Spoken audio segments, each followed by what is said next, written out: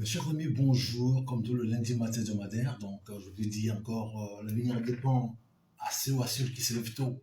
C'est vrai, je suis celui qui se lève tôt, puisqu'il y a plusieurs lièvres à la fois, plusieurs casquettes à aller chercher. Donc, un couteau suisse avec plusieurs utilités. Donc, ça veut dire que, c'est vrai, là, il est 7h30. Je vais commencer mon direct à 8h30 ou à 9h, mais des fois, quand je suis pris par le temps. Alors, mes chers amis, ne prenez pas parti. Je suis un entrepreneur, je dois aller là où je suis entendu. Donc, pour ne pas vous laisser tomber, vous abandonner. Donc, je me dis quand même, ok, je prends un peu le temps sur moi, je commence un peu tôt. Comme ça, j'ai fait mon direct. Et comme c'est déjà préparé, c'est presque, voilà, c'est fini.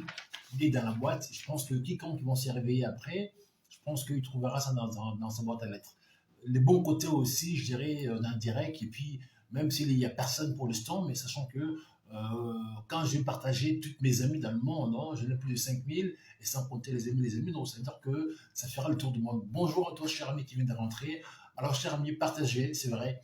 J'ai commencé tôt, puisque, comme je vous disais tantôt, je suis celui qui a plusieurs casquettes, et tant que chef d'entreprise, tant qu'entrepreneur, dans ce pays, il faut se lever tôt, il faut aller élaborer la terre, aller pousser vraiment ces chariots pour que le chou puisse tomber. Je coupe encore du bois et je porte de l'eau puisque c'est comme ça que je vis. Chers amis, ce matin, j'aurais voulu que nous puissions parler de la mère patrie, vraiment sans embâge. Nous puissions parler, mais de ce qui se passe chez nous. Alors, j'aurais voulu que nous puissions faire venir les amis un peu dans nos contacts, que nous puissions avoir une conversation, mais à haute voix. J'aurais voulu que nous puissions réfléchir à haute voix. J'ai trois sujets que j'ai planchés pour vous. Si il y a moyen d'appeler des amis, c'est vrai, j'ai commencé tôt. En tout cas, merci à toi, cher ami. Partagez encore. Faites venir des amis dans vos contextes s'il y a moyen, parce que là, il est 7h du matin, c'est vrai. J'ai déroge complètement dans mes erreurs, parce que au lieu de 8h30, au lieu de 9h de coulage, je suis descendu à 7h30. Je peux que vous comprendre, ne me prenez pas parti, mais comme je disais tantôt, je suis entrepreneur, je dois courir plusieurs lèvres à la fois, et ce qui fait que les temps m'est un peu cher. Donc, c'est pour cela aussi, vous ne me voyez pas beaucoup sur les réseaux, donc je viens que 2 fois par semaine, selon mon emploi du temps. Alors, chers amis, c'est pas grave, je te dis merci à toi d'être là. Et puis, nous devons parler de la mère patrie. Ce matin, j'ai 3 points, j'aurais voulu que nous puissions réfléchir à haute voix, puisqu'il y a des choses qui se passent chez nous. Ça nécessite que réellement le Fils de la mère patrie, que nous sommes, que vous êtes, que nous puissions parler, mais sans embâge. Là, ce matin, je prévis 3 sujets. Et ces 3 sujets, j'aurais voulu que nous puissions faire la dissertation, que nous puissions parler à haute voix. Chacun là où il est, il a le droit d'y réfléchir. Moi, je suis pour vraiment l'éveil de conscience, mais à haute voix. C'est que quiconque parle plus bas, là, nous allons le dire à haute voix. J'ai 3 sujets. Le premier sujet, j'aurais voulu que nous puissions se poser la question. Pourquoi le président nommé Kilombo doit de céder une partie de nos eaux de fleuve dans un pays quelconque, sans peut-être demander un référendum populaire ou demander maintenant le Parlement qu'il a réellement la majorité. Vous voyez, c'est très simple. Première question, pourquoi le président nommé Kilombo doit décider de céder une partie de nos eaux de fleuve à un pays quelconque qui est dans le besoin, entre parenthèses, mais sans peut-être demander un référendum, puisque le bien, c'est le bien commun. Le Congo, c'est un bien commun. Il est là pour gérer, mais il ne peut pas non plus décider comme il veut. Le Congo, ce n'est pas sa chose à lui. Pourquoi pas sans faire peut-être un référendum, ou maintenant qu'il a réellement la majorité dans ce Parlement, qui demande à ses députés, s'ils sont d'accord, que les eaux du fleuve Congo aillent aider les autres pays qui sont dans le besoin, entre parenthèses. Je suis humaniste. Mais aujourd'hui, il faut appeler un chat un chat. Ça, c'est la première question. Deuxième question, mes chers amis. Pourquoi, je dirais, le passation de pouvoir entre le président nommé Kilombo et ses pairs au niveau de l'Union africaine, ça a été boycotté? C'est une question que tout le monde peut se poser à haute voix. Puisqu'on a vu ce qui s'est passé dans le passé, à chaque fois, tout le monde était là, la salle était blindée, la salle était pleine, ils étaient là, ils étaient contents de se faire voir un peu, puisque c'est là où tout le monde vient un peu se faire montrer. Hein? L'Union africaine, c'est comme ça. Chacun vient un peu montrer, voilà, je suis en bonne santé, je suis là, je peux marcher. Mais là, cette fois-ci, il n'y a eu personne. Pourquoi? Donc, nous allons développer ensemble. Et dernier point, je disais, pourquoi la misère dans notre pays? Ça, c'est une question, mes chers amis, parce que moi je parle pour le monde, mais ça c'est vraiment un sujet qui s'est passé aujourd'hui au Congo. Donc mes chers amis un peu du monde, ceux qui me suivent, vous n'allez pas me prendre en partie parce que je vais vraiment développer un sujet interne, hein. Donc pourquoi la misère actuellement au Congo, qui a fait que le père des familles devient solidaire avec leurs enfants, même qui devient bandit, autrement dit, on les appelle des koulouna, ou si c'est les filles, excuse-moi, qui se baignent dans la prostitution, parce que le père n'a plus de quoi faire face, donc du coup, il tolère que son enfant devient quelqu'un de mauvais dans la société. Voilà un peu aujourd'hui le trois sujets que j'ai préparé pour vous ce matin, mes chers amis, c'est ça. Alors merci à toi, cher ami, à partager. Alors, pour rentrer dans le but du sujet, je disais pourquoi le président nommé Kilombo doit décider de céder une partie de nos eaux douces dans un pays quelconque qui sont dans le besoin. C'est par là que j'aurais voulu que nous puissions réfléchir tous à haute voix, mes chers amis. L'eau de fleuve que nous avons, c'est l'eau le plus douce au monde. C'est vrai, tout le monde en veut avoir une partie de nos eaux douces. Mais j'aurais voulu quand même qu'aujourd'hui, avant que nous puissions même parler de l'humanité sacrée, tant que je suis même humaniste, la mettre dans le cœur, je comprends. Mais ça, c'est un geste. Si on le fait malement, inconsciemment, nous payerait le pot cassé. Je ne peux pas comprendre qu'un président doit accepter ce genre de requêtes, doit répondre favorable à ce genre de demandes, sans peut-être voir un peu plus loin. Aujourd'hui, le monde fonctionne par des visionnaires, hein. Le monde extérieur, là où je suis, comme je vous disais tantôt, voilà, il est 7 h du matin. Je commençais mon direct, au lieu que j'attends 8 h 30 ou 9 h. Que je suis, parce que je vois plus loin, j'ai des rendez-vous. Donc, la vie aussi, ici, là où nous vivons en Europe, ça commence par la vision, donc le business plan. Les Européens ou les gens d'autres cieux, ils vivent avec des projets. Pendant qu'on nous parlons, là, il y a des gens qui ont des projets pour 10 ans, 25 ans, 50 ans à l'avance. Même s'il sera mort demain, mais ce projet-là, il y aura des gens qui vont l'achever. Et il y a une cathédrale en France qui a été construite pendant 250 ans. Oui, un projet pendant 250 ans. Les gens construisaient. C'est qu'ils mouraient, les autres prenaient et continuaient le projet. C'est ça une société civilisée. Alors pourquoi le nôtre aujourd'hui, nos sociétés africaines, là, pour dire clairement, le Congo, nos présidents là, qui arrivent au pouvoir, ils n'ont même pas un projet de société ou un business plan pour leurs premières 5 ans de mandat pendant qu'ils travaillent là, président. Ils n'ont pas ce projet de société vraiment projeté, vu de loin, pour 5 ans pour lui et sa population. Maintenant, on voit les autres pays qui ont des projets de société, qui savent que d'ici quelques années, là, il y aura un problème. Là, nous sommes dans une situation où le monde devient un peu compliqué avec le problème climatique. Sans compter aussi, là, les écologistes, il faut commencer à faire attention. Alors, puisque ces gens-là voient un peu plus loin. Donc, c'est ça la vision. Les autres voient ce qui arrivera dans 10 ans, dans 20 ans, dans 30 ans. Et pourquoi nous, aujourd'hui, les gens qui ont peut-être toutes ces ressources que tout le monde veut, nous, on n'a pas un business plan, on n'a pas géré un planning, on n'a pas géré quelque chose qui est planifié pour qu'on sache aussi, nous aussi, dans 5 ans, dans 10 ans, dans 15 ans, qu'est-ce qu'on fera avec ce que nous avons comme richesse? Est-ce qu'on aura encore cette richesse ou ça va diminuer? Comment on peut peut-être retourner pour aller voir autre chose? Président Norma Sentiment, bonjour à toi, partagez, cher ami. Je suis désolé, je commençais tôt, je disais tantôt, vous savez bien que votre commandant chef, c'est en même temps un chef d'entreprise, donc je suis entendu par plusieurs rendez-vous en même temps, donc je ne peux pas non plus respecter de temps en temps mes rendez-vous. Mais vaut mieux que je sois là que je ne sois pas là. Donc je commençais mon direct à 7 h 30, alors je devais commencer à 8 h 30 ou pire de cas à 9 h, mais j'ai plusieurs rendez-vous dans la journée, ce qui fait que peut-être ce soir, je vais rentrer tard. Alors, chers amis, je disais ce matin, j'aurais voulu que nous puissions parler des 3 points.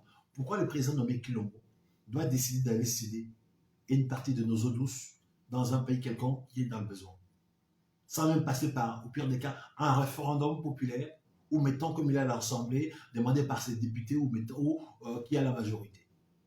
Donc je dis pourquoi? Parce qu'aujourd'hui, le fait de donner ces eaux-là, bonjour à toi, maman, le fait de donner ces eaux-là à un pays quelconque, ça nous mettra un porte-à-faux, puisqu'aujourd'hui, les eaux de notre fleuve, peut-être pour l'instant, comme on ne sait pas s'en servir, parce que regardez, nous avons les eaux les plus douces au monde, mais dans notre propre pays, l'eau n'arrive pas partout. C'est là où il y a un problème. Allez voir, même à Kinshasa, Nasuka, ils n'ont pas de l'eau. Les résidus des eaux, ils ne savent pas pomper de l'eau pour que tout le monde puisse avoir de l'eau. Il n'y a pas de canalisation qui amène l'eau chez chacun de nous. À Kinshasa, vous vous levez le matin, vous allez dans le robinet, vous ouvrez, il n'y a pas d'eau, mais on a l'eau de fleuve. Alors c'est l'eau de fleuve là qu'on doit pomper et les traiter pour donner aux gens de l'eau à boire. Il n'y a pas autre chose, c'est ça, juste ça, puisque l'eau de la mer, on ne peut pas le transformer, c'est l'eau de fleuve. Et nous, on a un fleuve où il y a le courant, l'eau est vraiment à l'abondance. Voilà, même aujourd'hui, les autres peuples, ils en veulent. Mais nous, on ne sait pas le traiter pour donner à notre population. Alors, l'eau, c'est la vie. S'il n'y a plus de l'eau, on meurt tous. L'air que nous respirons là, l'air et l'eau, c'est la vie. S'il n'y a plus d'eau, vous imaginez que, admettons, vous vous retrouvez dans un désert, pourquoi les gens meurent? Parce qu'il n'y a pas de l'eau. Alors, mettons-nous, nous avons des eaux douces. Mais on ne sait pas comment les canaliser, les amener jusqu'au port, au bon port devant chaque maison de nos compatriotes. Comme on ne sait pas en faire, le monde c'est ça, c'est qu'ils ont besoin, ils vont venir les chercher. Donc on voit des pays voisins qui sont dans le besoin, qui commencent à faire pied et main, puisque les eaux douces que nous avons aillent chez eux. Et maintenant avec le président que nous avons là, vous savez aussi la question que je me pose, peut-être le fait que le président est nommé, donc il n'a plus beaucoup de choix, il est censé à faire ou à dire oui à tout ce qu'on va leur proposer. Que le président n'a pas eu aujourd'hui le cutus de sa population. Le président n'a pas été élu par son peuple. Mettons les gens qui l'ont nommé, est-ce que je me pose la question, nous réfléchissons à haute voix, est-ce qu'ils sont en train de faire des chantages pour qu'ils cèdent à n'importe quoi, n'importe comment? Parce que c'est pas normal, un président ne puisse pas faire un peu, je dirais, la part des choses. Puisque l'histoire de ces eaux de fleuve Congo, mes chers amis, ça a commencé depuis longtemps. Depuis Mobutu, il y a des gens qui ont demandé que Mobutu puisse céder une partie des eaux de fleuve. Mobutu a dit non. Mosé a dit non. Kabila même, là, que vous avez insulté, Kanambe, Zunzana, Rwanda, Kabila avait dit non à ça. Maintenant, comment le fils de l'homme, qu'on dit Tshisekedi Mulumba, lui, il va dire le Congo, moi, c'est moi. Le Congo, c'est mon chose. Hein. Je vais donner une partie des eaux douces à un pays quelconque. Mes chers amis, l'eau de fleuve, je vous donne l'exemple. C'est comme, c'est un verre d'eau. Vous voyez ce verre d'eau? Il y a un niveau. Si je bois un peu, cette eau-là, ça ne sera plus là, ça va baisser.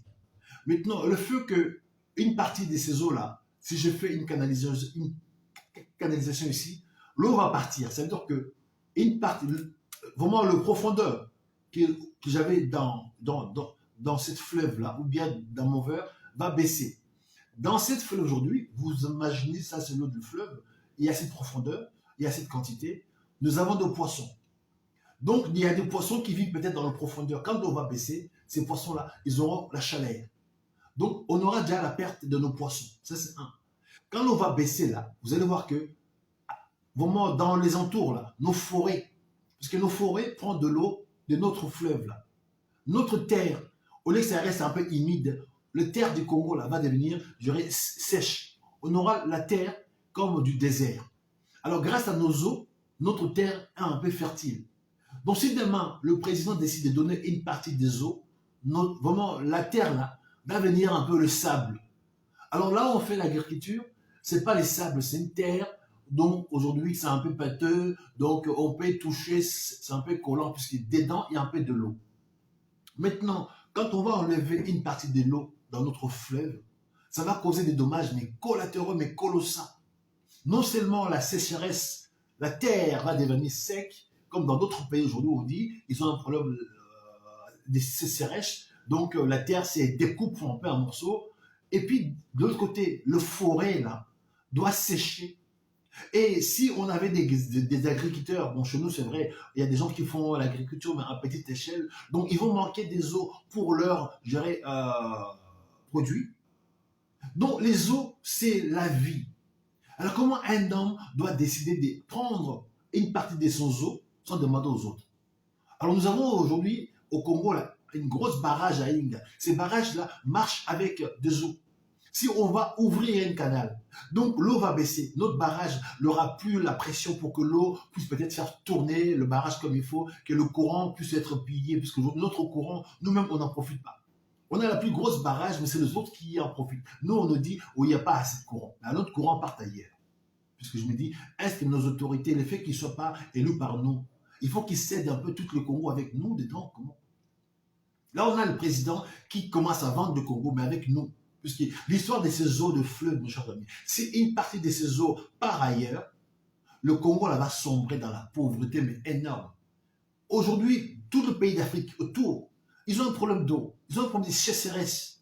Nous, on a des eaux, on a la forêt. Maintenant, si on prend nos eaux, là, la forêt que nous avons autour doit sécher. Nos terres vont devenir dures, comme presque les déserts. Et puis, dans nos populations, on n'a pas d'eau. Comment les gens vont vivre? On est combien au Congo? Est-ce qu'on est à 85 millions ou 100 millions? Déjà, le peu d'eau que nous avons, on manque de l'eau parce qu'il y a des coupures d'eau. Maintenant, quand on va commencer à portionner, à pomper notre eau, et la vie des Congolais sera comme. Déjà, les gens, le matin, je vois les gens avec des bidons aller chercher des eaux partout, puisque l'eau n'arrive même pas dans les canalisations. Mettons, s'ils laissent encore une partie de nos eaux partir chez les autres, quand le niveau va baisser, est-ce que nos canalisations de résidus des eaux là, ils auront encore de l'eau réellement à pomper pour peut-être les nettoyer, après donner encore aux populations? Donc, ma question, est-ce que le président nommé, le fait qu'il soit nommé par ces gens-là, il est censé à tout céder comme ça sans dire non? Il faut que nous puissions réfléchir. On a un président qui a été nommé. Vous voyez là, par exemple, là, je vais boire un coup. L'eau a baissé. Donc, si maintenant j'avais fait une canalisation ici, l'eau ne sortira pas, puisque j'ai consommé. Donc, l'eau de fleuve, c'est presque pareil. On a besoin de cette quantité par rapport à ce que nous avons, puisque nous avons des bateaux qui circulent aussi dans le fleuve Congo. Là. Nous avons des baleinières voilà. Donc, si on donne une partie d'eau, puisque on ne sait pas comment la pression d'eau qui vont faire que, qu'est-ce qui va partir? Est-ce que les gens-là, ils vont mettre au bout du tunnel, je dirais, un moteur prêt avec pression pour aspirer l'eau? Ils sont capables, dès qu'ils vont faire un tunnel, dans ce tunnel-là, peut-être incorporer un système de ventouses ou d'aspirateurs qui vont aspirer l'eau, mais d'une puissance pour que l'eau vienne. Et pendant ça, là, si ça aspire beaucoup, nous, qu'est-ce qui va nous rester? Voilà aujourd'hui comment un président n'a pas la vision pour son peuple. Alors un pays doit être gouverné par des gens qui sont visionnaires. Nous devons léguer à nos enfants un pays où il fait beau de vivre. Alors je pense qu'avec nos présidents actuels, ils risquent de nous léguer, je dirais, un dépotoir. Un Congo qui devient un désert, puisqu'on n'aura pas des eaux pour faire l'agriculture, on n'aura pas des eaux pour nos animaux, on n'aura pas nos eaux pour nos forêts, on n'aura pas nos eaux pour consommer. Alors la population congolaise est nombreuse, ils consomment d'eau. Le monde devient compliqué aujourd'hui. Les gens, on parle des problèmes climatiques. Ces gens, ils sont prêts à aller dans les terres, là où ils ont ces problèmes. Donc, les gens, ils cherchent les choses. Nous avons des choses, malheureusement, on n'a pas en face de nous de visionnaires pour savoir peut-être tourner ce que nous avons. Nous avons de la richesse, nous avons de quoi manger, mais on ne sait pas. Voilà, qu'est-ce qu'on fait? On va quémander les choses ailleurs. Dans notre fleuve, mes chers amis, nous avons des poissons qui sont comme ça. Combien ça coûte juste avoir des bateaux de pêche que le Congolais puisse manger de bons poissons, le moto, la bisamaï? Mais voilà, les gouvernements sont censés d'aller acheter à nos mamans toujours les Thompson. Depuis le Congo et le Congo, le seul poisson que les Congolais mangent, c'est le Thompson. Makayabu. Mais nous avons des gros poissons, on peut faire nous-mêmes nos propres Makayabu. On peut manger des mbisama et comme nous, le Basouel, on aime les mbisama et tout le monde a sa main. Mais puisque on a un gouvernement des gens qui ne sont pas des visionnaires. Alors ici en Europe, il y a des navires de pêche. Ces navires de pêche là, ils quittent ici nos eaux français qui vont dans des pays africains pour rafler le poisson. En Chine, ils ont tous des navires de pêche. Voilà comment en Chine, ils mangent des gros poissons, des thons, puisque là-bas chez eux, mais tout est à l'échelle un peu industrielle. Les champs industriels, la pêche industrielle, donc la population ne manque pas à manger. Mais nous, est-ce que le gouvernement, ils ont un peu l'air de comprendre que pourquoi pas essayer un peu d'imaginer un pays comme une entreprise? Faire que les chiffres d'affaires rentrent, que les gens vivent mieux. Mais tout ça, là, on a des gens qui sortent nulle part, qu'ils n'ont jamais géré. Ils se retrouvent bombardés à la tête du pays, ou ministres, ou députés, ou je ne sais pas quoi, mais sans vision. Comment un président doit accepter de donner une partie de ses eaux douces à un pays quelconque qui sont dans le besoin? Je suis désolé, j'ai compati à ce pays-là qui ont besoin d'eau, mais ce n'est pas un seul pays, ce sera plusieurs pays au passage qui vont tirer l'eau. Alors l'eau en question, est-ce que nous savons réellement comment la quantité qui est en dessous? Est-ce que nous avons des experts qui ont vérifié réellement la quantité? Parce qu'avec tout ce qu'il y a comme problème actuellement climatique, quand l'eau va baisser, on n'aura plus beaucoup de pluie. Quand il n'y a plus de pluie, il y a la sécheresse. Le fait que nous avons d'eau, l'eau quand ça tourne, la vapeur là, ça fait quoi? Ça transmet, ça fait la pluie. Est-ce que nos autorités, M. Kilombo, est-ce que le fait que vous soyez nommé, ça vous oblige à dire oui, à vous mettre à tout va comme ça? Pourquoi un homme qui veut être président, il est censé vendre le pays avec nous, mais sans notre accord? Donc, ce projet de donner les eaux de fleuve à un pays voisin, je pense que si les Congolais, la jeunesse congolaise, ne se ressaisissent pas pour dire non, ça va causer réellement des catastrophes énormes. Ce que j'apprécie, j'ai vu le président lui-même, il a fait un discours, a dit, il pense que pourquoi les gens sont là à leur faire des éloges alors qu'ils doivent demander à eux beaucoup de choses. Donc le président accepte les critiques. Mes chers amis, commencez à critiquer ce président puisque c'est par ces critiques-là qu'il doit faire des choses. Donc quand je dis Kilombo, arrêtez de donner mon eau dans un pays quelconque, il est content. Puisque grâce à nos critiques, c'est là où il arrive à se ressaisir. Maintenant, vous, c'est ses supporters, c'est Fanakwiti. Donc arrêtez d'insulter les gens qui critiquent votre président, parce que le président lui-même a besoin qu'on puisse les critiquer. Parce que vous disiez oui à tout. Vous ne voyez pas. Nous, on a, tu vois, là, j'ai pris le temps. J'ai travaillé quand même, j'ai pris le temps de faire 2 pages de papier, parce que j'ai sorti des choses dans ma tête. Donc, comme je travaillais, là, je ne suis pas payé. La preuve a dit que voilà, je me dis, ok, je ne suis pas payé, mais je viens tôt pour réaliser les choses, et après, je vais partir dans mes activités là où je suis payé. Donc, grâce à des choses comme ça, là, le président, là, il peut tirer parti. Parce que nous, on a un cerveau qui réfléchit mieux. Mais ces 721 conseillers, je pense qu'il n'y a pas un qui réfléchit mieux pour le Congo. La preuve aujourd'hui, ils sont 721 conseillers, mais le président leur propose des choses, ils n'arrivent pas à aider le président avec des idées très importantes. Ibrahim, bonjour. Alors, Ibrahim, voilà le président de MJC qui est là, Norma Sentiment. Donc, approchez-vous du président Norma Sentiment pour vos adhésions à l'MJC. Président Norma Sentiment, Ibrahim et son groupe de jeunes, ils veulent intégrer votre groupe de Ligue des jeunes. Donc, voilà, faisez-vous, après l'émission, inbox en contact pour que lui et son groupe puissent intégrer ton groupe de MJC des Ligues des Jeunes. Merci. Donc, pourquoi aujourd'hui le président doit faire des choses, mais sans peut-être consulter la population, sachant que les eaux du fleuve, ça n'appartient pas au président. Le Congo, c'est un bien commun. Pourquoi le président maintenant, vu qu'il a la majorité dans ce foutu parlement, pourquoi il ne va pas demander à ses parlementaires, est-ce que vous voulez bien que nous puissions donner les eaux du fleuve Congo à un pays voisin? Sachant qu'en passant par là, les Congolais, vous allez avoir un problème très sérieux, la sécheresse, la perte de poissons et l'agriculture, ça sera chaotique. Et sachant que nos forêts vont sécher, nos terres vont devenir des terres un peu comme désertes. Et après la population, je dirais clairement déjà, là, on a des eaux, on n'a pas des eaux à consommer. Et quand les niveaux vont baisser, est-ce que les canalisations aider plutôt de résidus des eaux là, ils auront encore la possibilité d'aller pomper des eaux pour nous ramener et puis travailler pour redonner aux autres?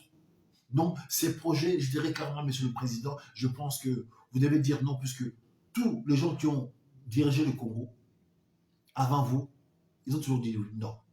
Mon frère Lucien Zita, bonjour à toi, cher ami. Merci à toi d'être là. Partagez, cher ami. J'ai dit ce matin pourquoi le président nommé Kilombo doit accepter de céder une partie de nos eaux douces dans un pays voisin quelconque. Est-ce que le fait qu'il soit nommé, ça nous pousse à dire oui à tout comme demande qu'on le propose? Cher ami Zita, il faut qu'on se pose des questions. Alors, je pense que le président, comme il est nommé, il a les mains liées, donc il ne peut pas dire non. Les eaux de fleuve Congo, si demain, comme vous montrez à gérer à mes compatriotes, les eaux de fleuve Congo, c'est ça. Quand on va prendre une partie, les eaux vont baisser. Pendant ça, là, nos poissons, comment ils vont vivre? Pendant ça, là, nos forêts autour, comment ça va se passer? Pendant ça, là, la terre autour, comment ça va se passer? Donc, non seulement il y aura la sécheresse, nos poissons, la terre va s'abîmer, on ne pourra plus faire l'agriculture. Nos forêts vont sécher.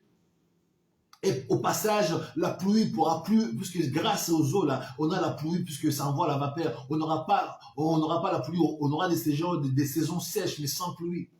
Et au passage, la population doit en pâtir, parce qu'ils n'auront pas des eaux.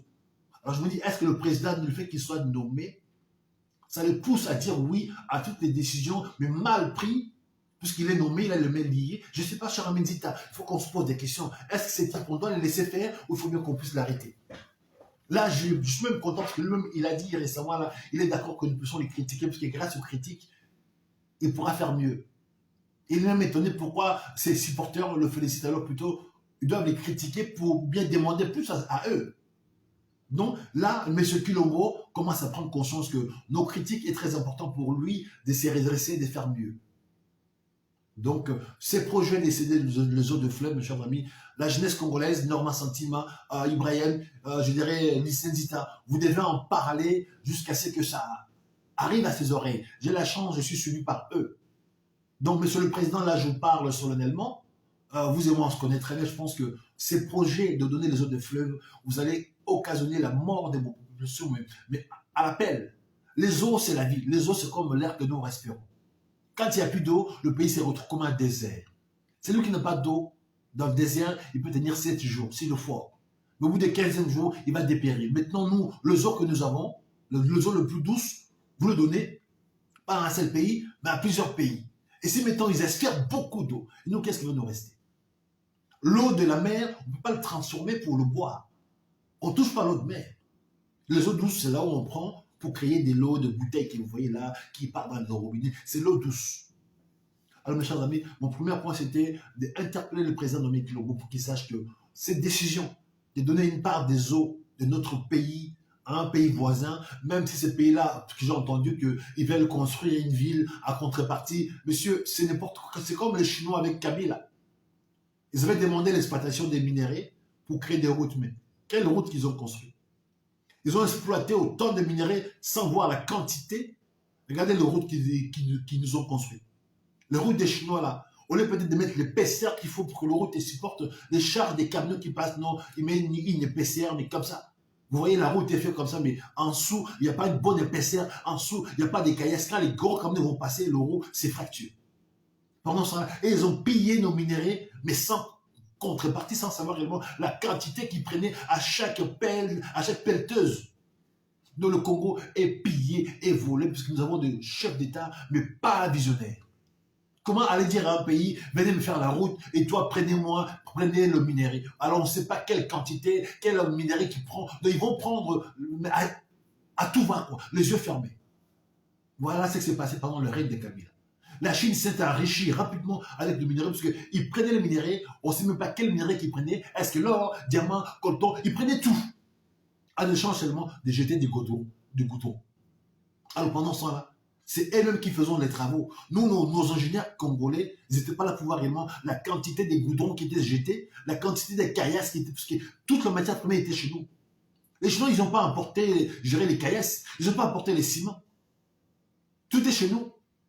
Donc voilà comment on s'est fait en Tibet, mais arnaqué, mais par des gens, puisque nous avons à la tête du pays des gens qui n'ont jamais été entrepreneurs. Kabila est sorti de la brousse. Là, maintenant, avec le président nommé, lui, il est sorti de la Belgique, il a fait la fête, c'est un fêtard. Donc, déjà, comme je dis là, pourquoi je me suis levé tôt? Parce que j'ai une entreprise à gérer, j'ai un chiffre d'affaires, j'ai des gens qui comptent sur moi, donc je ne peux pas faire n'importe quoi. Alors, malheureusement, aujourd'hui, on a des gens qui n'ont jamais passé par, même là où je suis. Il faut même peut-être un passage obligé pour que celui qui sait un peu gérer son ligablo là, demain quand tu vas arriver quelque part à dire ah non, ça c'est mon capital, ça c'est mon bénéfice, ça c'est. Donc il saura faire la part des choses. Mais nous, tout ça, on n'a pas des gens qui vont gérer un ligablo.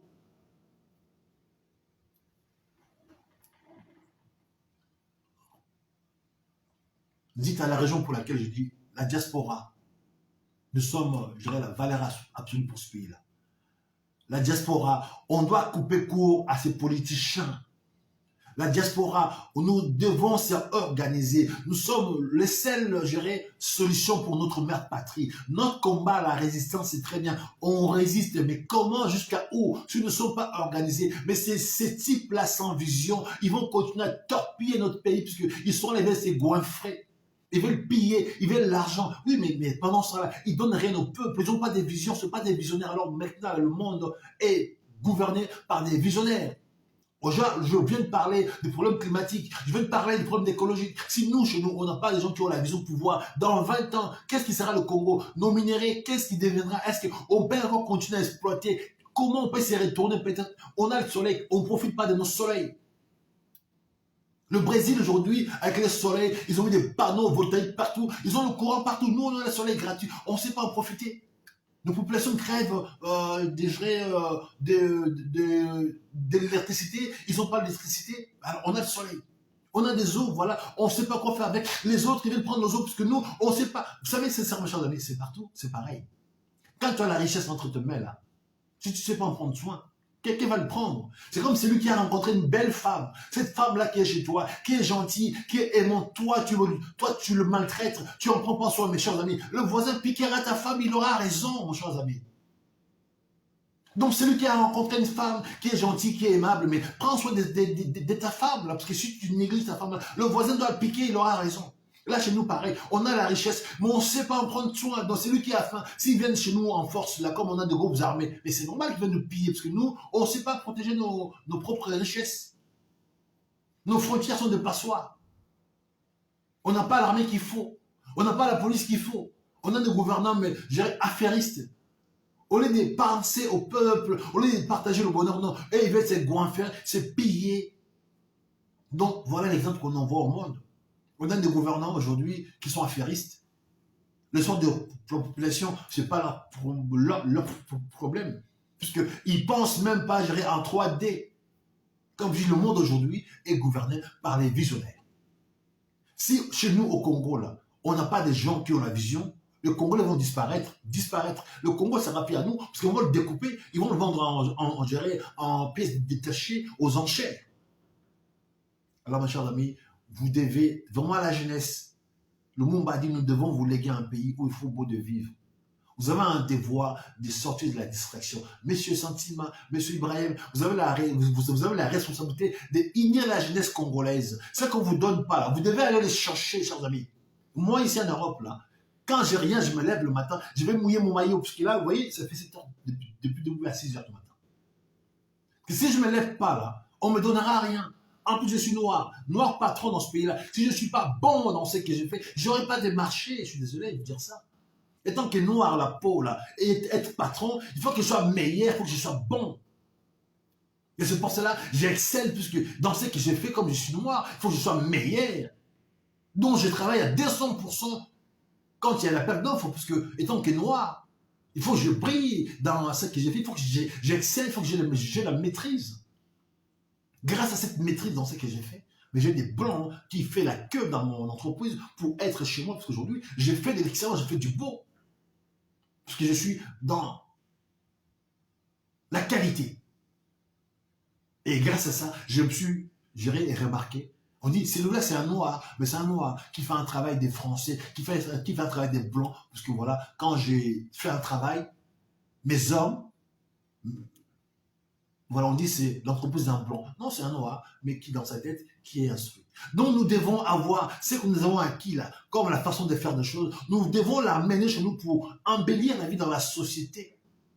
Mais comment nos responsables, ils ont tous vécu en Europe malheureusement, mais ils rentrent au pays, mais dans leur tête là, c'est des caca. Ils pensent même pas à leur peuple. Ils veulent s'acheter des maisons, des voitures, on voit le président aller faire des photos, mais si vous êtes président, qu'est-ce que vous cherchez quoi? Qu'est-ce que vous cherchez? Donc c'est des gens, dans leur vie d'avant là, ils n'ont pas profité. Maintenant ils sont présidents, ils veulent profiter avec notre argent, parce que le président il roule avec notre argent. Et ces gens-là maintenant ils profitent. Chers amis, premier point c'est ça. Dita, les siens, on doit s'appeler. Deuxième point, je dis, pourquoi vous avez vu la passation de pouvoir, le président nommé Kilombo dans cette Union africaine, où ses pairs l'ont boycotté? Il faut qu'on se pose des questions. Ils l'ont boycotté et ils ne sont pas venus. Maintenant, moi, je pose la question, est-ce que réellement c'est à cause du coronavirus? Je ne sais pas. Je vais réfléchir à haute voix. Peut-être que je peux choquer les gens, mais les présidents acceptent que nous puissions porter des critiques. Donc, vous, les États libans, souffrir en silence. Donc, ce n'est plus la peine de venir me faire des insultes dans ma page que votre président a accepté qu'on puisse le critiquer, parce que grâce à nos critiques, il pourra faire mieux. Merci, président. Pourquoi le président, dans ses projets de passation de pouvoir avec l'Union africaine, ses pairs ne sont pas venus? Est-ce que puisque le président n'a pas, je ne sais pas, est-ce qu'il n'est pas aimé par ses pairs? Est-ce que puisque le président n'a pas la légitimité qui fait qu'aujourd'hui, ça le porte préjudice, ou ça le porte malheur, ou ça le porte la malchance? Je ne sais pas, moi, j'ai réfléchi à haute voix. Alors que on a vu tous les passagers passer, tous les gratins, ils étaient là. Parce que ces gens-là, ça devient comme des stars. Donc, quand ils vont là-dedans, chacun va la paix se montrer, je suis en bonne santé, je suis bien, t'as vu. Parce que les Noirs, c'est ça un peu. Même si le président, mais il se prend un peu pour, comme une petite star. Alors pourquoi là, cette fois-ci, on a vu la photo de famille, il n'y a que 2 personnes. Je ne sais pas, il faut que le président se pose des questions. Pourquoi les autres ne sont pas venus, je dirais, à son inauguration? C'est comme si, cher ami, demain vous allez se marier, vous allez lancer les invitations. Chacun a reçu son invitation. Mais le jour du mariage, vous arrivez dans la salle, une belle salle, bien équipée, mais il n'y a personne, il n'y a pas d'invité. Vous vous retrouvez tout seul avec votre femme. Tous vos amis, toutes vos familles ne sont pas venus à votre mariage. Comment vous allez considérer cela?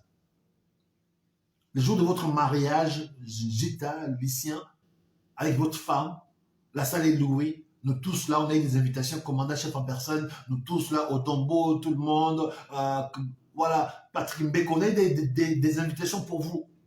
Mais Lucien, vous vous retrouvez tout seul dans la salle, le commandant chef n'est pas là, Odombo n'est pas là, Patrick Mbeko n'est pas là. Donc, vous allez penser quoi de nous? Dita, je pose la question. Est-ce qu'on est bien avec toi ou on ne t'aime pas? Ou bien on t'a saboté? Je pense qu'il est maintenant président. Il a parcouru le monde. Il a vu tout ce monde-là. Il a serré les mains de tous ces gens-là. Pourquoi maintenant, le jour où lui, il prend juste le flambeau, il prend le maillet, quoi. Alors, bon, c'est vrai, c'est pas grand-chose, mais il prend le maillet juste pour une fois. Donc, il est plutôt le modérateur de cette assemblée. C'est lui qui devient le modérateur qui doit donner la parole aux autres. Le modérateur, le jour où il prend le maillet, comme je prie là, ce jour-là, il n'y a personne. Est-ce que je pense que si demain il y a une réunion, il pourra modérer, les gens seront dans cette réunion, puisque c'est lui le modérateur. Maintenant, il a le maillet, mais dans la salle, il n'y a personne. À qui il va donner la parole? Fatih Béton. Mes chers amis, je veux que le président se pose la question comme je me suis posé avec mon ami Zita. Zita, vous allez vous marier demain. Vous avez envoyé les invitations de tous, commandant chef, Odombo, Patrick Mbeko, tout ce que vous voulez. On a dit, Zita, on sera là. Et on arrive le jour du mariage, on ne vient pas. Votre femme vous dira quoi? Est-ce que vos amis vous aiment ou vos amis vous aiment pas? Monsieur le Président, moi, c'est une question que je me pose à haute voix. Est-ce que vos pères, là, les présidents de pays voisins, là, qui viennent piller chez nous avec votre accord, ils vous aiment ou ils vous détestent? Pourquoi ils ne sont pas venus? Est-ce que juste à cause du coronavirus, puisque le coronavirus en question en Afrique, on voit vous-même dans des photos, vous ne portez pas le masque. Donc, c'est dit qu'au Congo, là-haut, en Afrique, le coronavirus, pour vous, les Africains, vous ne tenez pas compte. Pourquoi les autres ne sont pas venus malgré le coronavirus? Est-ce que le fait que le président ne soit pas, je dirais, un président légitime, ça pèse un peu dans ses relations? Ou la malchance, le pauvre vraiment qui les suit, qui fait que ça fait fuir un peu les autres? Alors moi je pense que mes chers amis, on doit se poser une question. Quiconque qui veut exceller à quelque chose mais dans le mal, je pense que le malchance poursuit. Là, c'est qu'on voit par rapport à cette introduction, par rapport à cette passation de pouvoir à l'Union africaine, ça démontre que le président, il n'est pas accepté. Il n'est pas, je dirais, aimé, puisque je pense que on dit, ok, vous êtes président, mais au Congo, là, ok? Nous, on ne viendra pas faire de salam alaikum devant vous. Je pense que c'est ça. Ils n'ont pas voulu être, je dirais, devant quelqu'un qui ne mérite pas, je pense peut-être, parce que inconsciemment, ils vont venir un peu faire un peu à l'allégeance. Alors, et ils sont bien placés dans leur Ngwende avec niveau, degré, qualité, et venir faire le salam alaikum à une personne qui n'a même pas de degré, qualité, qui n'a même pas montré le 3e marche. Alors là, dans la salle, il y a des gens qui ont déjà monté 15e marche. Donc du coup, non, c'est pas possible. Ah, c'est comme aujourd'hui un professeur qui va s'asseoir, je dirais, dans le pupitre, et puis un enfant qui va passer devant un tableau pour dispenser de cours au professeur. Donc, non, mais nous sommes des professeurs. Comment aller s'asseoir à un enfant qui va nous dispenser des cours? Et puis on va s'asseoir, lui, il sera là-haut. Donc je pense que c'est par là aussi, tous ces présidents africains, ils n'ont pas voulu avoir quelqu'un devant eux à Konzaba. Moi, ça se trouve que lui, là, il n'a même pas, vous savez de quoi je parle. Donc, monsieur le président, votre présence a fait que vos pères vous ont boycotté, vos pères vous ont rejeté. Je pense que vous devez tirer aussi des leçons de cette action pour voir maintenant comment se comporter avec les pays voisins que vous laissez piller chez nous. Le Congo est pillé par ses pays voisins. Le Congo est lui-même à 9 voisins. Les 9 voisins là, ils traversent chez nous pillés matin, midi, soir. Ces armées-là sont chez nous pillées matin, midi, soir. Donc voilà, si le président de ce pays-là qui vient piller chez nous vous ont saboté, je pense que vous aussi, fermez la porte un peu. Donc. Soyez garçon. Ah oui, puisque vous n'êtes pas venu à mon initiation, alors dans ces cas, fermez la porte. Donc je pense qu'il est temps que le président devienne garçon pour dire non à tout ce pays qui vient piller chez nous avec son accord, parce qu'ils ne sont pas venus à leur passation. Donc c'est-à-dire qu'ils l'ont saboté. Comme ils l'ont saboté, lui aussi, qui devient garçon, qui ferme la porte. On tape quoi? On tape pour gérer selon le portefeuille. Donc il faut que le président commence un peu à pourchasser tous ces chefs de guerre là, qui sont chez nous, qui ont pillé nos minéraux. Et c'est par là, peut-être, je pense qu'il pourra redresser un peu là-bas, parce que l'Union africaine en question sont tous un peu conglomérats des aventuriers, sont tous de voleurs. Mes chers amis, donc on doit se poser une question. Quiconque veut le gouverner, je pense que la vérité triomphe toujours. Celui qui passe par la grande porte, il restera grand. Si tu rentres quelque part par la petite porte, tu n'auras pas vraiment la reconnaissance ou, je dirais, la considération. Donc, on doit tirer des leçons par rapport à ce qui s'est passé hier avec le président nommé Kilombo à l'Union africaine. C'est vraiment une marque de sabotage, de boycott, de non-respect de sa personne. Monsieur le Président, vous devez tirer parti de cette action pour que la prochaine fois ne puisse pas se répéter. Pourquoi ils vous ont boycotté? Pourquoi ils ne sont pas venus? Pourquoi il n'y a personne? Bon, deuxième point, c'est ça.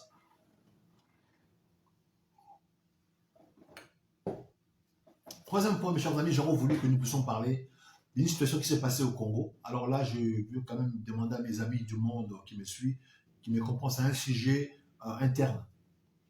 Pourquoi, je dirais, la souffrance ou la misère au Congo fait qu'un père de famille devient solidaire avec son fils, même si son fils il devient un bandit des grands chemins qu'on appelle Koluna, ou même si sa fille baigne mettant dans la prostitution puisqu'il y a la souffrance.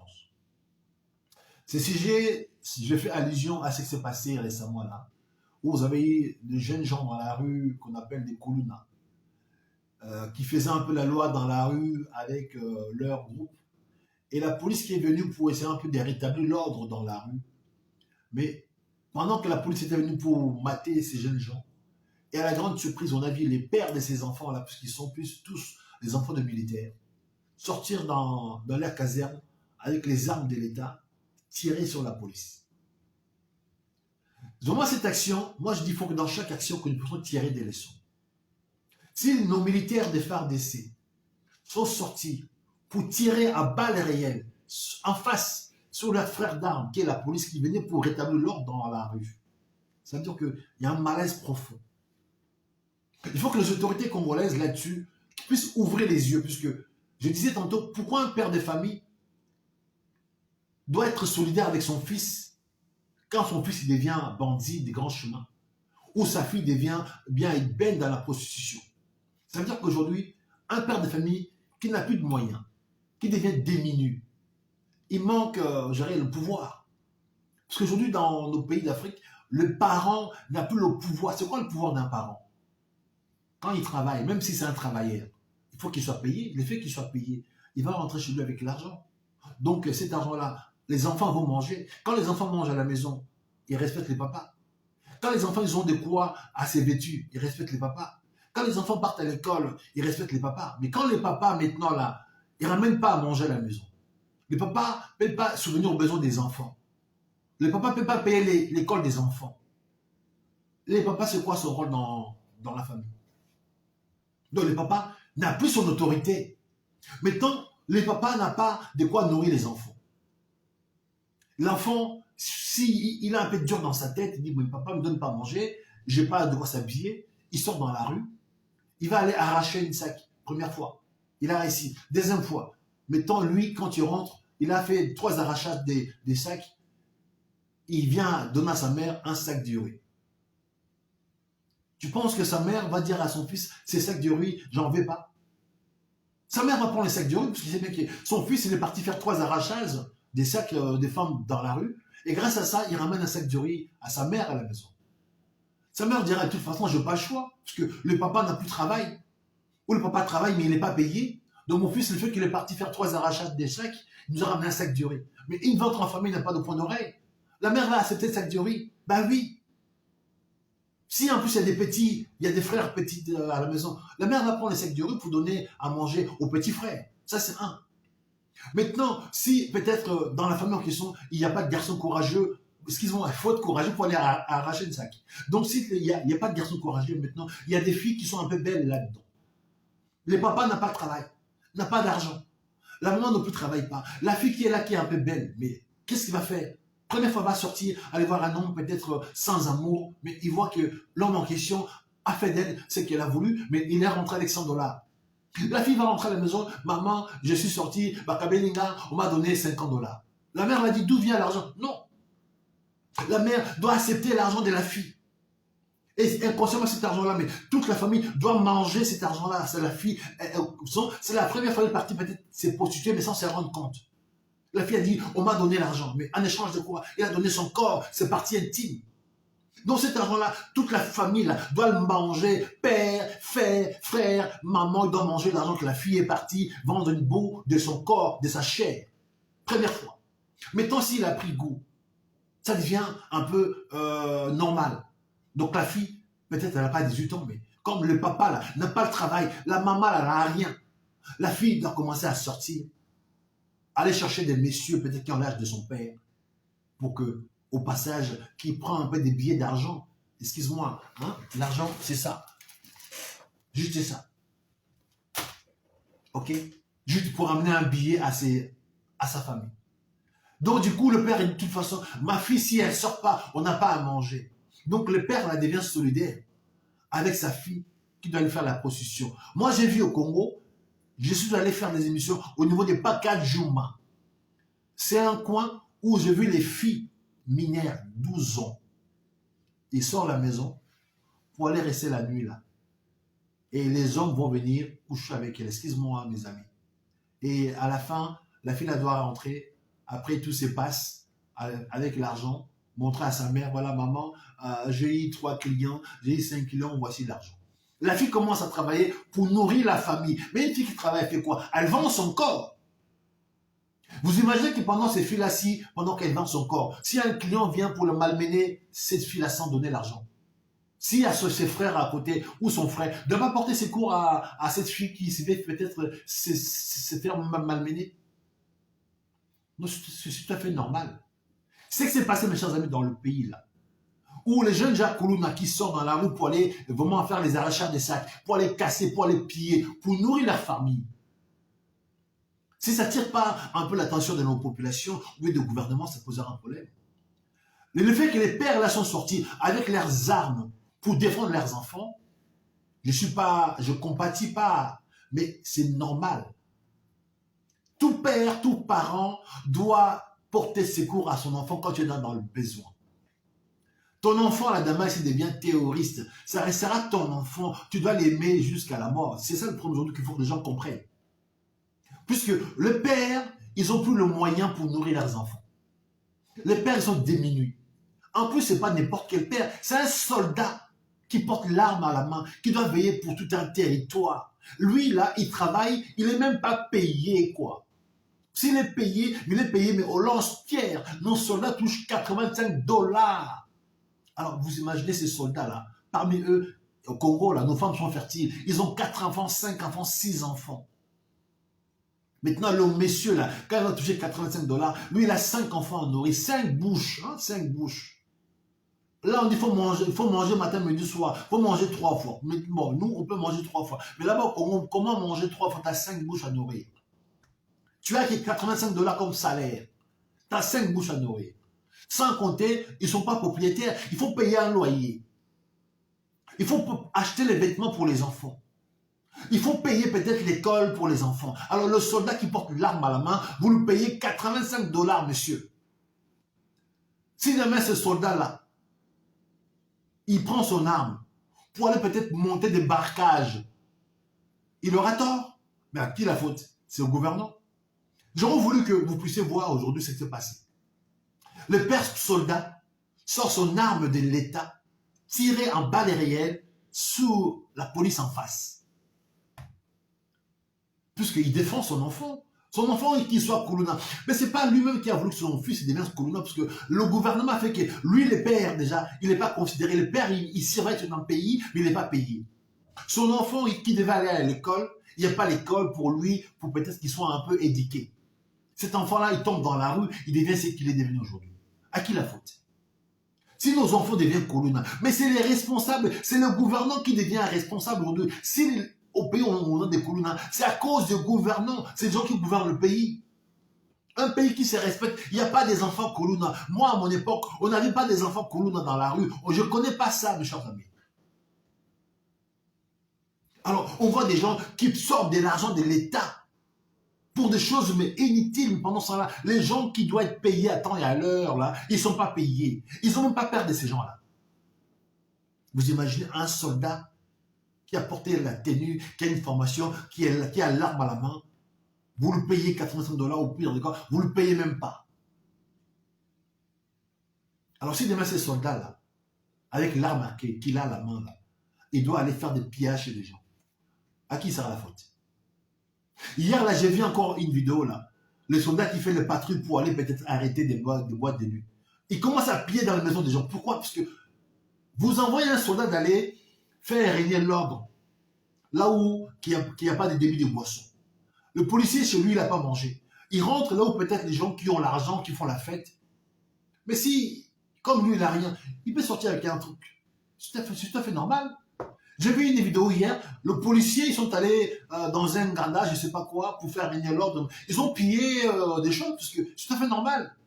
Donc, attendez-vous dans le jour à venir, là. Si on n'a pas le pillage comme c'était à 94, là, on aura une guerre, mais la police va nous piller dans chaque maison, puisqu'ils ne sont pas payés. Et en plus, ils ont l'arme à la main. Donc, ils ne vont pas piller seulement nous, mais ils vont aller piller elles-mêmes chez eux, là. Les députés, les ministres, ils ont l'argent à la maison. Donc, monsieur le député, monsieur le ministre, dites-vous que vous n'êtes pas armés. Les gens qui vous gardent là, vos soldats, là, vos policiers ne sont pas payés. Tout le matin, ils vous voient dépenser l'argent. Pensez que le jour où l'homme sera vraiment le couteau sous la gorge, ou chez lui, il n'y a pas de quoi manger, un enfant à l'hôpital, ces mêmes messieurs-là va venir la nuit, va porter un cagoule, il va vous braquer, prendre l'argent. Ça sera normal. J'ai vu hier le policier rentrer dans un restaurant, je ne sais pas quoi. Ils ont pillé les restaurants, ils ont pillé les restaurateurs. Au vu de tous. Je ne peux pas condamner ces gens-là. Je suis désolé, mais prenez pas parti. Vous envoyez les gens aller faire régner l'ordre qui ne sont pas payés. Nous, en France, ici, la police, quand nous arrête, tout ça là, notre police est payé à temps et à l'heure. Tu penses même, je sors un liasse de billets comme ça, ils vont prendre, allez, je sors une liasse comme ça, monsieur le policier prend. Je dirais, monsieur, on va m'arrêter avec mes liasses des billets. Vous comprenez, parce que ça ne les intéresse pas qu'ils voient liasse des billets. Maintenant, allez comprendre, le policier au Congo, là, qui rentre chez toi, il voit liasse des billets comme ça. Ils vont vous tuer. Puisqu'ils n'ont pas le choix. J'ai vu hier, là, le policier, qu'ils ont pillé un petit restaurant, ils ont pris des chichas, ils ont pris la boisson. C'est tout à fait normal. Monsieur le policier, je ne vous condamne pas, je soutiens même votre acte. Excusez-moi de vous dire ça. Donc, tôt ou tard, si les autorités congolaises là, ou africaines, ils ne changent pas la donne, leurs propres policiers là, qui font leur sécurité, leurs propres gardes du corps là, ils vont les faire tuer. Mes chers amis, vous avez vu là, il n'y a pas longtemps là, tout le monde a applaudi qu'il y a changement de président de l'Assemblée. Et pour couronner cela, ces gens-là, ils ont organisé une fête. Est-ce qu'ils sont censés à dépenser l'argent de la sorte? Il y a eu concert au niveau du palais du peuple là. Après, le président a donné à ses députés un dîner presque parfait. Au Pullman. Pullman, mes chers amis, c'est pas un petit restaurant quelconque. Hein. Pullman, il y a l'entrée, plat, dessert et boisson. Donc, s'ils ont fait un formule, peut-être pour une personne puisse avoir une entrée, plat, des consistants, dessert, bouteille de vin, sur 500 députés. Vous pensez que le président a dépensé combien dans ces soirées-là?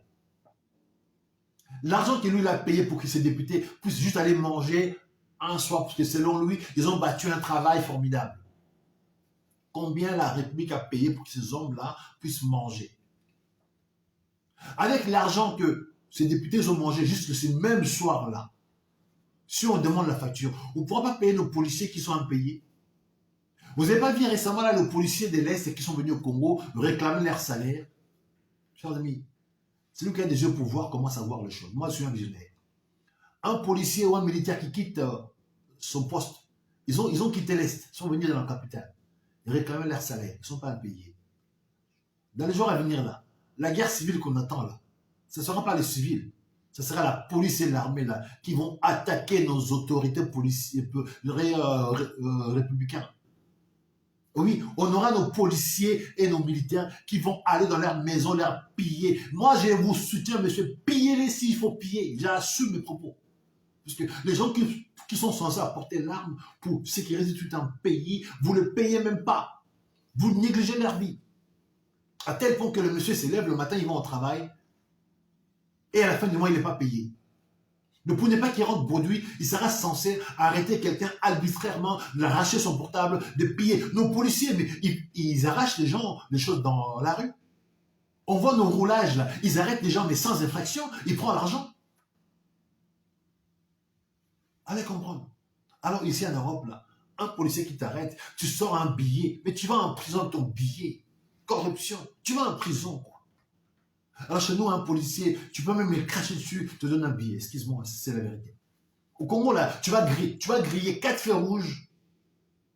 Même le montard qui te suit comme ça, jusqu'à ce que tu le fais tomber, à la finalité, il t'arrête. Tu dis, monsieur, ok, comme je sors là, une liasse de billets, monsieur, prenez. Il va partir. Malgré tu l'as fait tomber avec sa moto. Alors ici, là, en Europe, griller un feu rouge, où le montard te poursuit. Cher ami, ton permis, là, va disparaître. Et toi, là, tu vas aller au cachot. Au Congo, tu risqueras rien. Même si on t'amène au poste, là, tu diras même au général, là, monsieur, c'est vrai, j'avais bu. Même si tu as bu, là, tu sors un billet comme j'ai sorti comme ça. Le général dira, bon, ok, il va dormir ce soir, mais demain matin, il va te libérer en catimini. Alors, un pays comme ça, vous voulez que les gens puissent se taire. Mes chers amis, le Congo, c'est une bombe à retardement. Dans tous les sens. La jeunesse, aujourd'hui, les enfants de maison qui deviennent des Koulouna. Ah oui, le Koulouna, c'est même plus de clochards, excuse-moi. Ces enfants-là, vous avez vu leur père les défendre. Ça veut dire qu'ils vont faire le Koulouna, ils vont faire le banditisme, et le soir, ils rentrent à la maison. Le père, il sait que mon fils est Koulouna. La mère également, pareil. Ça, c'est pour les garçons. Maintenant, pour les filles, le père, il sait que ma fille, là, doit se prostituer. La mère également. Donc, le soir, les deux enfants, le fille va se vendre sa chair pour amener l'argent. Si pendant que le fils va chercher à vendre son corps, si le père voit un client qui vient pour malmener sa fille, vous pensez qu'il va laisser faire? Non. Comme il est tiré sur la police, il va tuer l'homme qui malmènera sa fille pendant qu'il fait sa prostitution. Non, les parents deviennent consentants avec les bêtises de leurs enfants, puisque le pays a fait que les gens deviennent démunis. Un père de famille qui n'est pas payé, dont il n'est pas considéré, vous l'enlevez son pouvoir d'achat. Si moi, étant que père de famille, je ne peux pas nourrir mes enfants, moi j'ai des grands garçons. Vous imaginez qu'est-ce qui va se passer? Mon fils va m'insulter. C'est tout à fait normal. Vous avez fait des enfants. Un enfant n'a pas demandé à venir au monde. C'est nous les parents qui décident de le faire venir au monde. Mais toi, tu as des enfants. Bon, moi j'ai la chance. Moi j'ai fait 2. Puisque Marie, vous savez, en France ici, quand on fait des enfants, on est payé. Si j'aurais voulu profiter des systèmes en français, où voilà, on pourra faire 10 enfants, puisque à chaque naissance, chaque enfant, tu vas toucher peut-être 300 euros. Et je ne suis pas con, ça ne m'intéresse pas d'en faire autant d'enfants, puisqu'après, tu ne sais pas comment ça va en occuper. Ici, c'est en Europe, vous comprenez, en Europe, où la vie est presque facile. Je pourrais en faire 6. Mais 6 enfants-là, comment je vais faire pour que demain qu'ils partent à l'université? L'université, mon premier fils, là, l'école de commerce, par an, c'est 25 000 euros. Ah oui, c'est pas gratuit. L'école de commerce, l'INISEC, 25 000 euros par an. Il faut payer ça. Si vous n'avez pas ça, il faut que l'enfant aille faire un crédit à la banque. Alors, il n'a pas encore fini les écoles, mais il faut qu'il fasse un crédit chaque année. S'il a, admettons, 5 ans pour bachelor, comme là, bachelor, 3 ans. Donc, pendant 3 ans, 21 000 euros 3 fois. Si tu n'as pas de quoi payer ça, ton enfant, il finira l'école. Ah non, c'est compliqué. Donc ici, là, si nos enfants, ils n'ont pas ces titres-là, En plus, ils sont noirs. Mais c'est un noir français, mais de l'autre côté, ça sera le manœuvre. Mais si on veut que nos enfants puissent exceller, on est obligé qu'ils passent par cette case-là. Il faut qu'on paye les études en Europe. Quand les enfants sont petits, là, c'est gratuit. Après le bac, là, l'université, c'est payant. Chaque année, ça dépend des options. Moi, université, l'école de commerce, là, Unisec, donc 25 000 euros par an. Alors si maintenant, moi, je n'ai pas de quoi payer ça, par an. Lui, il veut faire un bachelor. Bachelor, c'est 3 ans. Donc, il faut que je garde 25 000 euros x 3. 75 000 euros pour que l'enfant termine demain qu'on appelle bachelor. Là, mettons, noir qu'il est, il pourra dire merde à qui que ce soit, parce qu'il va rentrer partout, il va se poser, il a le cerveau. Quand il sort de là, l'école, là, l'entreprise vient le chercher même à l'école, puisqu'il a le bon cerveau. Là, on voit plus qu'il est noir. Ah ben oui, c'est comme ça. Si nos enfants passent pas par là, ils sont noirs. Même si non, ils sont noirs. Ils en veulent pas. Ou bien ils en veulent pour le petit boulot, les manœuvres. Il ne pourra pas diriger. Pour diriger dans ce pays, il faut que ton enfant passe par cette case-là. Alors mettons si j'ai 5 enfants, comment je fais? 5 enfants, ça veut dire que chaque année, j'aurai 5 enfants à l'université. Il faut sortir 25 000 euros x 5. Comment je fais? Qu'est-ce que je vends en Europe? Bien, mes enfants seront censés aller tous se faire un crédit. C'est pas mauvais de faire un crédit. Ils vont faire un crédit pour avoir les diplômes. Il commencera la vie avec des crédits. Admettons, s'il a fait 5 ans d'études, 25 000 euros x 5, l'enfant commence la vie. Il n'a pas encore une femme, il n'a pas encore un enfant. Il a un crédit de 150 000 euros. Il est déjà mort. Il va travailler pour rembourser ses études. Cet enfant-là ne fera pas long feu. Donc, c'est aux parents de subvenir aux besoins de leurs enfants. C'est aux parents de payer les études de leurs enfants pour que l'enfant commence par la vie avec des problématiques. Voici un peu les parents instruits. Et moi, chez moi, c'est ça qui s'est fait. Maintenant, au Congo, là, si les parents ne peuvent pas subvenir aux besoins de leurs enfants, l'enfant en fait quoi? Il décroche. Donc, il devient quoi? Il devient Koulouna. Donc, si les enfants deviennent Koulouna, ce n'est pas leur faute. Et je soutiens ces parents, puisqu'ils sont démunis. Ces parents-là, on les a enlevé leur pouvoir d'achat. Un père de famille qui travaille, vous ne le payez même pas. Et vous n'avez même pas peur. Alors, si son enfant demain prend un couteau, va égorger quelqu'un dans la rue pour arracher un sac, je ne soutiens pas cet acte. Mais cet enfant-là, ce n'est pas sa faute. S'il a fui de ces messieurs-là, il voit que chez lui, à la maison, il n'y a pas à manger, il va sortir aller vendre sa chair, la chair de sa chair. À qui la faute? Donc, le Koulouna, c'est la pauvreté dans notre pays qui fait que les jeunes gens ou les familles vendent leurs enfants. Moi, j'étais au Congo, j'ai vu un monsieur qui est venu me voir, monsieur, bienvenue, voici ma fille qui a 15 ans, prenez ma fille. Je dis, monsieur, vous êtes malade. J'ai vu un père qui a voulu vendre sa fille au Congo pendant 2 ans. Donc, mes chers amis, ne prenez pas un parti. J'ai dit que des vérités qui peuvent choquer, mais c'est la vérité. Donc là, qui s'est passé là, où vous avez vu la police avec l'armée congolaise s'est tirée à part de balles réelles, si les autorités congolaises là tirent pas les sons par rapport à ce que je viens de dire là, bientôt là, c'est l'armée et la police qui vont aller dans vos maisons, vous piller, puisque vous avez plus d'argent que eux. Allez comprendre. Un député, il est assis comme je suis là, avec tout le confort, il va toucher 6 000 $. Est-ce qu'un député et un policier, qui a plus de risques? Bon, c'est vrai, vous vous direz que le député, il a fait travailler son cerveau. Ok, mais pourquoi payer quelqu'un 6 000 $ et puis l'autre là qui va le garder ne fisque pas 100 $? Pourquoi pas peut-être dire que voilà, député, ok, il a un bon cerveau, il réfléchit pour le pays, comme nous sommes des penseurs. On nous paye par rapport à notre cerveau, on ne paye pas par rapport à ce qu'on se fait. Parce qu'on me paye par rapport à ce que j'ai dans mon cerveau. Si mon entreprise aujourd'hui est un engouement, parce que son patron dedans, il a des choses. Donc quand j'arrive chez un client, j'ai résolu mon problème. Quand demain mon fils sortira dans son école de commerce, là, il aura un cerveau qui va faire que les autres vont payer plus cher. Donc on paye quelqu'un par rapport à ce qu'il a dans son cerveau. Maintenant, pourquoi pas peut-être payer un député de 4 000 $, puis faire de sorte que nos soldats là touchent au moins 400 $ à chacun. Puisque au lieu de 6 000 $ à un député, on donne à un député 4 000 $. 4 000 $, il pourra vivre quand même. On donne à un policier qui les garde, puisque 300 $ ou 400 $. Pensez pas que ça pourra aussi apaiser un peu les esprits, parce qu'un père de famille qui porte l'arme à la main, vous le payez 85 $. Et vous voulez qu'il vienne tous les jours au travail pour vous surveiller, pendant que vous allez au resto là. Nos députés, chaque midi, ils dépensent 100 $ dans un resto. Au Congo, pour bien manger, quand vous allez au restaurant, minimum c'est 100 $. Alors c'est le salaire d'un homme pendant 30 jours. C'est pas la justice, ça. On a des hommes aujourd'hui qui ne sont pas humanistes, qui n'ont pas le cœur pour voir vraiment la souffrance des autres. Alors mes chers amis, je ne vais pas prendre beaucoup de temps. Je pense que je vais m'arrêter là. Donc ce qui s'est passé avec le soldat qui se tire avec des balles arrière au Congo, je ne condamne personne. Mais je condamne le gouvernement congolais. Puisqu'ils ont laissé le policier ou bien l'armée sans être payé à temps et à l'heure.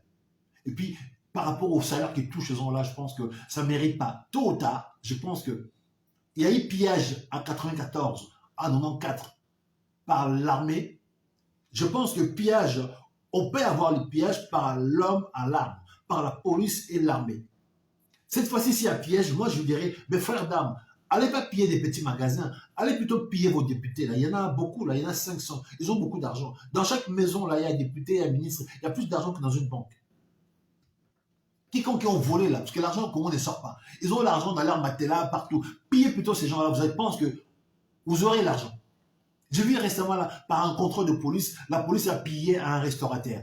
Mais je te fais, peut-être le restaurateur, il est pour rien. Mais allez piller vos responsables, je vous garantis. Vous gagnerez plus d'argent en pillant vos chefs, là, vos députés, vos ministres, que piller le petit commerçant. Donc, voilà un peu le propos que je vais vous le dire ce matin, c'est ça. Mes chers amis, nous devons être des gens conséquents, nous devons être des gens réalistes, parler réellement sincère pour le autre, parce que si on ne le fait pas, je pense que personne ne fera pour nous. Les choses deviennent difficiles, le monde devient compliqué, donc il faut que chacun là où il est puisse un peu voir le midi à sa porte. Donc là, il faut des gens pour vraiment que la fête puisse vraiment aller vers l'avant. Il nous faut des gens, des visionnaires, il faut des gens qui voient plus loin. Sans cela, on va se faire exploiter chez nous. Donc la jeunesse congolaise, levez-vous, puisque l'avenir vous appartient. Laissez plus ces vieux messieurs sans vision vous conduire, mais automatiquement vous conduisent, mais tous à l'abattoir. Et ils veulent s'en profiter, ils veulent se goinfrer, ils veulent piller, mais à l'occurrence, vous ne donnez rien. Alors, ça sera à vous de faire un choix. Ou pousser leur chariot, ou vous de passer devant pour les remplacer. L'objectif de MJC, c'est amener des jeunes gens visionnaires à aller gouverner ce pays. J'ai bien dit, allez gouverner ce pays. Il faut que tous ces vieux messieurs-là, tous ces papas-là, partent à la retraite, je m'en assume. Et ces parlements-là, ces palais du peuple-là, on va le fermer parce que tout l'argent dépensé par des députés-là, on pourra faire autre chose. Au Sénégal, l'Assemblée nationale est fermée. Ils ont fait des économies. On doit dépenser 6 000 $ fois 500 personnes qui ne servent à rien. Quelles sont les lois qui vont dans le sens du peuple? On donne aux gens 6 000 $ par mois, mais pour rien. Alors avec cet argent-là, on pourra payer gérer nos instituteurs, on pourra payer les fonctionnaires, on pourra faire des choses bien. Déjà, le budget du Congo, c'est un budget faible. Mettons déjà le gouvernement et ses hôtes, ils prennent déjà 60% de notre budget. Alors le 40% qui reste, pensez que le pays pourra avoir des infrastructures, le pays pourra avoir des projets? Non, on doit couper. Dans l'entreprise demain, si là actuellement on parle des coronavirus, on parle des confinements, mais s'il n'y a pas moyen, on va licencier. Oui, on licencie pour faire les économies. C'est ça aujourd'hui le côté entrepreneurial, oui. Pour l'instant, on a beaucoup des choses qui sont fermées. Bon, nous, on a la chance, au lieu de licencier malement, les gens partent en chômage partiel. L'État paye les gens. Mais s'il n'y avait pas ça, on serait obligé de licencier, mais sans état d'âme, puisque si je n'ai pas beaucoup d'entrées, comment voulez-vous que je puisse payer les gens qui ne servent à rien? Excuse-moi de dire ça, mais je vais licencier. Donc, au Congo, là, on doit licencier. Licencier quoi? Les députés, les parlementaires, parce qu'ils ne servent à rien. À eux, 500, vous prenez 6 000 $ fois 500. Si on licencie tout ce monde-là, le pays fera des économies. Normal, les types, bonjour. Donc, je parle donc entrepreneur, je ne suis pas un politicien, je suis entrepreneur, donc je me dis clairement, on doit licencier les parlementaires pour faire les économies. Ils sont 500.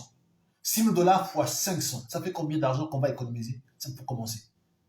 Avec cet argent-là, on pourra payer nos militaires, on pourra payer nos professeurs, on pourra payer la gratuité que lui, il a parlé pour nos enfants, il n'a pas de quoi payer, mais avec l'argent du député.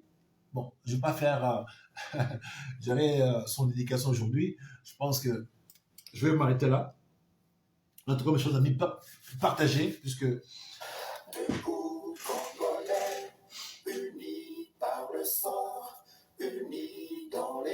pour l'indépendance. Dressons nos fronts, longtemps courbés, et pour le bon, prenons le plus bel élan, dans la paix au peuple ardent. Par le labeur, nous bâtirons un pays plus beau qu'avant, dans la paix citoyenne. Entonnez l'hymne sacré de votre solidarité. Fièrement saluez l'emblème d'or de votre souveraineté. Don béni Congo, des aïeux Congo, au pays Congo, bien-aimé Congo, nous peuplerons ton sol et nous assurerons ta grandeur. 30 juin au doux soleil, 30 juin du 30 juin, jour sacré soit le témoin, jour sacré de l'immortel, serment de liberté que nous léguons à notre postérité pour toujours.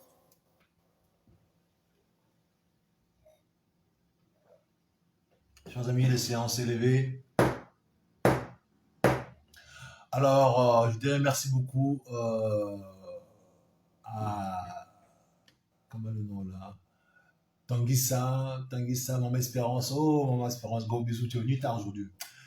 Maman Laetitia bien, bonjour à toi, gros bisous. En tout cas, président Norma Satima partagé. Voyez Ibrahim, mettez-vous, gérez en privé. En tout cas, l'objectif, il faut que la jeunesse congolaise puisse vraiment s'éveiller. Assumez votre rôle réellement, vous devez passer à l'avant. Vous ne devez plus être derrière, à travers dans les cabinets de ces messieurs-là. C'est vous qui devez être à leur place. Tous ces papas-là, ils doivent tous aller à la retraite. C'est palais du peuple dont on doit fermer ça, parce qu'ils sont tous des gens corrompus, députés déshabillés, Paul pour habiller Jacques, ça ne sert à rien. Il faut tous le fermer, parce que là, il y a l'argent jeté par la fenêtre. Un pays pourra pouvoir vivre sans les parlementaires. Le Sénégal a fait ça. Ils n'ont plus de parlement. Ils font des économies. Donc nous, on va en faire pareil. Chers amis, partagez. Je vous souhaite un bon début de la semaine. Moi, je commence, là, je dois partir. Et je suis entendu. Je pense que, comprenez-moi, donc je suis attendu par mon business. Aujourd'hui, je suis politicien, mais là, je suis chef d'entreprise et résistant. Donc, je dois servir un peu même temps, tous mes axes. Je suis un couteau suisse, ce qui fait aussi que je fais du beau. Alors, ne me prenez pas à partie. Je commençais à 7h. Et puis voilà, heureusement, je commence tôt. Vous avez vu là, on a fini presque à 8h30. Donc, c'est un mal pour un bien. Allez, gros bisous à vous tous. Merci, ciao, ciao.